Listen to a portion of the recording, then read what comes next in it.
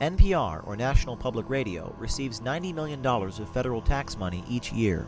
On February 22, 2011, two citizen journalists posed as Muslims and visited with two of the top senior executives at NPR, Schiller, president of the NPR Foundation and senior vice president of development for NPR, and director of NPR's institutional giving, Betsy Liley. The two reporters said their names were Amir, Malik, and Ibrahmim Kasaam, members of Muslim Education Action Center, a Muslim Brotherhood Front Group. Hi there, I'm Betsy Liley. Nice to meet you. Hi, Schiller. Betsy Liley, nice to meet you. On the MIAC website, it said the organization sought to, quote, spread the acceptance of Sharia across the world. Really? That's what they said? So they actually tried. They all met at Georgetown's Cafe Milano in Washington, D.C. The reporters posing as Muslims explained they were interested in making a $5 million donation to publicly run media. So we have set aside, I believe, something like $5 million for, we're partly out of concern for the defunding process that the Republicans are trying to engage in. A stretch limo was provided as transportation to the NPR senior executives by the Muslim Brotherhood Front Group. While they further explained their connection to the Muslim Brotherhood, Schiller proceeded to talk about why NPR would be better off in the long run without federal funding. He talked about the Tea Partiers, Christians, Zionists, uneducated Americans, and even Juan Williams.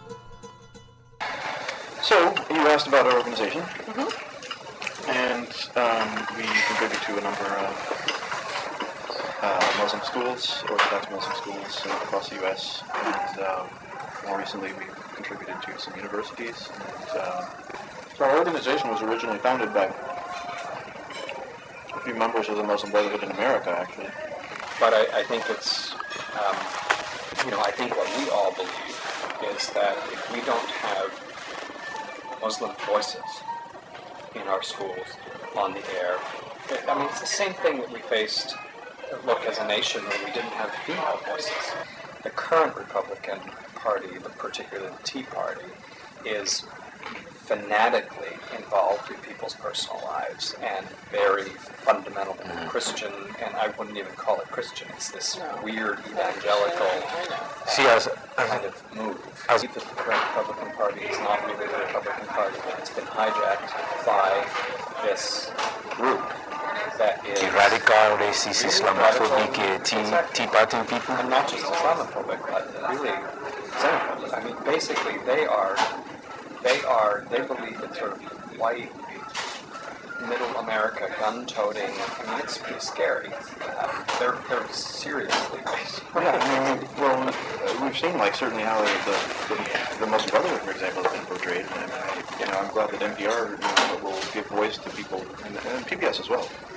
I'm glad they put Rashid Khalidi on to give his point of view, and people like that, and they will give the kind of the Hamas and Hezbollah view in addition to the Israel view.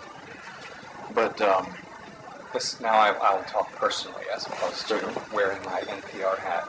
It feels to me as though there's a real anti-intellectual move on the part of a significant part of the Republican Party. In my personal opinion, liberals today might be more educated, fair, and balanced than... I like it when you take your NPR hat off.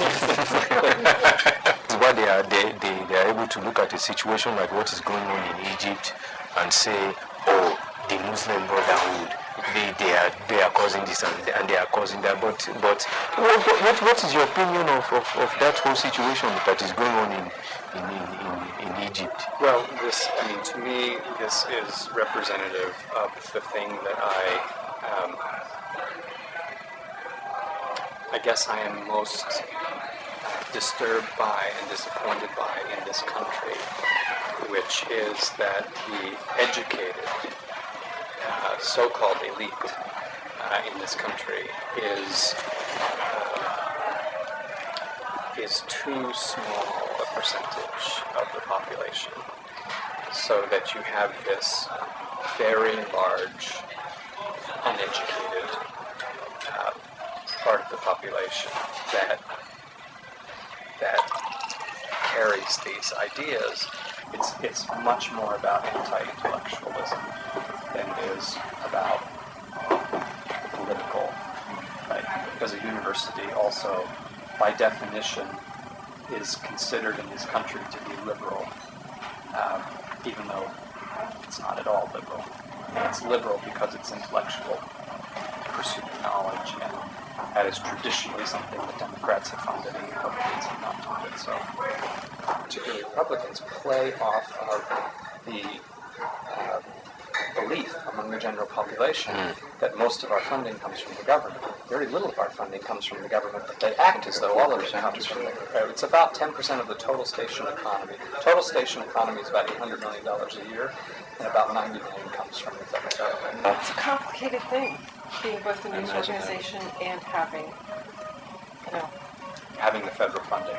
It's very it must be very difficult, because I mean, it must be an awful temptation to want to just get rid of it. say, hey, why don't you vote for this guy? He likes NPR. Well, frankly, You have to walk a bit of a fine line. it is very clear that we would be better off in the long run without federal funding. And the challenge right now is that if we lost it altogether, we would have a lot of stations go dark. You say that you think that NPR is best off in the long run if they're not funded by the federal government. How do you see that? Well, Is it a matter of because independence? I think we're independence, number one.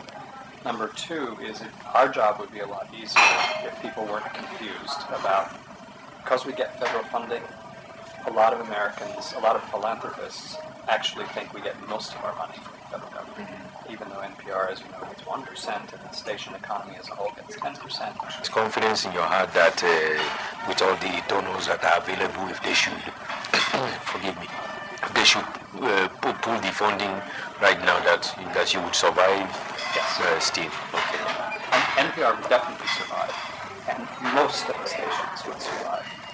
You're not really supposed to say it, but I mean, I think that really highlights the extent to which, about the Jewish funding that apparently dried up, the extent to which the Jews do kind of control the media. Or at least certainly the Zionists and the people who have the interest in swaying media coverage toward in the favorable direction of Israel. And since Palestine, the Palestinian viewpoint is, again, the red eye. The Palestinian viewpoint, since NPR is one of the few places that has the courage to really present it, there's kind of a joke that we used to call it National Palestinian Radio.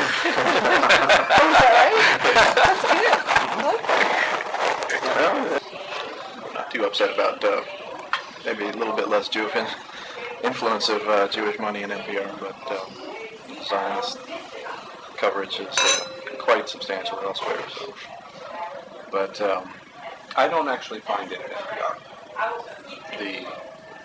What exactly? The Zionist or pro-Israel, even among funders. Nobody really No. pro-Israel. I mean, it's there in those who own newspapers, obviously, but no one owns NPR. So I don't find it. I just think what Israel does, I don't think can be excused frequently. So I'm glad to hear that. Even one of our biggest funders, who you'll hear on air, the American Jewish World Service, may not agree with us. I visited them recently. They may not agree with what we put on air, but they find us important to them. And sometimes it's not that easy to hear what we say and what our reporters say, but they still think NPR is important to support. Right. Well, because I think they're really looking for a fair point of view, and many Jewish organizations are not. And, frankly, many organizations, I'm sure there are Muslim organizations that are not looking for a fair point of view, right? They're looking for a very particular point of view. And that's fine. We're not one of them. Right. I'm gathering that you're not, actually. Our funding comes mostly from a place like the Muslim Brotherhood, but you look at the way that they have been demonized and put down and shown as horrible, terrible people, when they are simply people that are just trying to help. Sadly, our history of Americans, very young society, shown that we've done this before. And we put Japanese Americans in camps in World War II. And even around the Juan issue, we had a really great discussion with them, and they all agreed in the end, well, of course you have to fire him. But why they won't He say worked for Fox News. why they to won't, begin right, with, why so they won't say that's that good enough reason, isn't it? That in all of the uproar, for example, around Ron Williams. What NPR did, I'm very proud of, and what NPR stood for is non-racist, non-bigoted, straightforward telling of the news. And our feeling is that if a person expresses his or her opinion, which anyone is entitled to do in a free society, they are compromised as a journalist. They can no longer fairly report. And the question that we asked internally was, can Juan Williams, when he makes a statement like he made, can he report to the Muslim population, for example, and be believed? And the answer is no. He lost all credibility, and that breaks your basic ethics as a journalist.